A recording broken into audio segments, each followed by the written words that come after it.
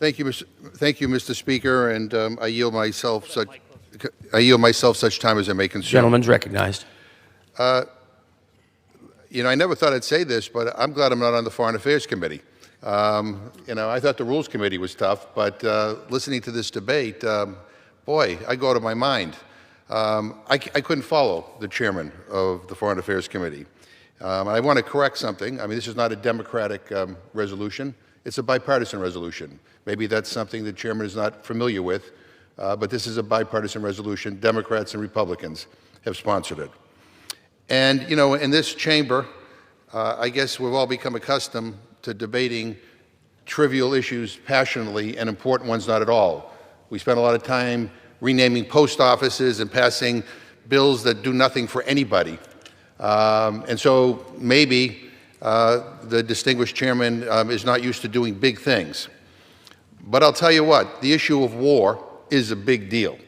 It's a big deal. It should be a big deal to Democrats. It should be a big deal to Republicans. It is our constitutional responsibility. And so I am here because I'm deeply troubled that the President of the United States, in my view, is slowly but surely marching us toward open hostility with Venezuela. I don't say that as a Democrat. I say it as an American who is worried about this country getting dragged into another potentially endless war. So let me be crystal clear. I mean, that is what we are talking about. That is what we are talking about. This is not some hypothetical, abstract debate. Donald Trump has already engaged in acts that are considered hostile under U.S. law. He's threatened to close Venezuelan airspace. He says he plans a naval blockade against the country soon. He has warned that military strikes on Venezuela will start, quote, very soon, end quote. Our Constitution provides this body, the United States Congress, with the solitary authority to declare war. And the President, despite already engaging in hostile actions towards Venezuela, has neither requested nor received the authorization for the use of military force as required by the War Powers Resolution of 1973. Mr. Speaker, American troops take an oath to protect and defend this country. It is our duty in Congress to debate and vote before they are put into harm's way. And right now, by placing U.S. military assets off the coast of Venezuela, this administration has them in harm's way right now. And that's why, in a bipartisan way, we have introduced this resolution. It provides the House of Representatives with a simple up or down vote. It's a simple yes or no. Do you want an unauthorized war in Venezuela or not? Now, you may want a war in Venezuela. You ought to vote for it if you want it. But I do not want any war in Venezuela. And I'm joined on this resolution again by members of Congress across the political spectrum, Democrats and Republicans who, like me, are deeply troubled by the idea of endless wars, of America spending more of its treasure on wars that are not clearly defined, that we have no idea how they will end up, at a time when we can't even provide people health care in this country, where we have homeless veterans. I was here in 2002, Mr. Speaker. I voted against the war in Iraq. And Americans do not want another Iraq. If we intensify hostilities against Venezuela, we have no idea what we're walking into. I mean, the oversight in this Congress has been almost non-existent, given what's going on. Congress has been lied to repeatedly by administrations from both parties who want to use our military in ill-defined and often unwinnable conflicts. And I remember the Bush administration telling us that the war in Iraq would be a cinch. It was clearly not. We spent over a decade at war. We lost American lives, civilian lives, and added trillions of dollars to our debt at the expense of the basic needs of the American people. At least George Bush had the decency to come to Congress for approval in 2002. And don't the American people deserve that respect today? This is about whether we want to use taxpayer dollars and risk American lives on regime change, endless wars, and costly quagmires, or whether we want to invest here in our own country in solving our own problems.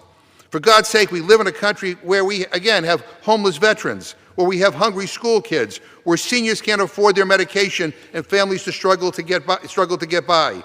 So I think it's immoral, not just a strategic failure, but a moral failure, that we have a president beating the drums of war with so much as a vote in the House of Representatives. This is not America first. And Mr. Speaker, I know that some of my colleagues may say that war is justified, and I can't for the life of me figure out that logic. But I went to the classified briefing the administration organized yesterday. I've been to other classified briefings.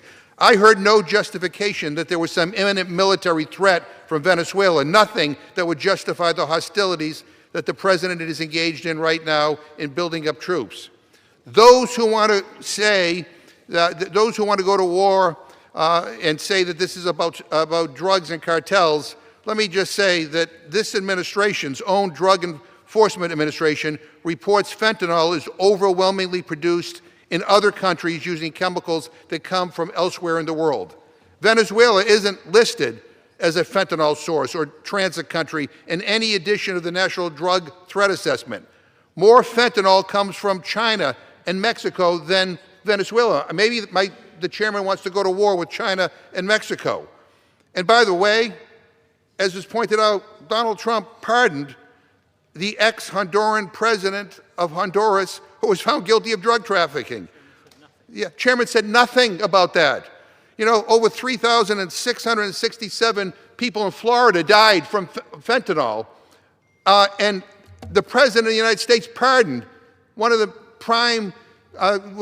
people who's primarily responsible for getting fentanyl into our country. He also pardoned the dark web guy who helped smuggle fentanyl in from China. Not a word, no oversight. Who cares? Because they don't want to say anything about, Donald Trump. He's the pardoner in chief. If you want to stop drugs from coming in, start by not pardoning drug dealers. Those who want to go to war also point out that Nicolas Maduro is a tyrant. I agree, he's a tyrant. He violates the human rights of his own people. He has unlawfully detained Americans and Venezuelans as political prisoners. He is a violent, vicious, brutal dictator. And guess what, Mr. Speaker? Sadly, the globe is full of violent, vicious tyrants in China, Russia, and North Korea. You want to go to war with all of them? For God's sakes, we sell weapons to Saudi Arabia, the UAE, and Egypt, countries that have awful human rights violations. I hate Maduro and I condemn him all the time. And while we should have a discussion about how to help the people of Venezuela, the answer is not going to war. And Congress should have the guts to at least debate this issue and vote on it, and not just cede all this power to the administration. With that, I reserve my time.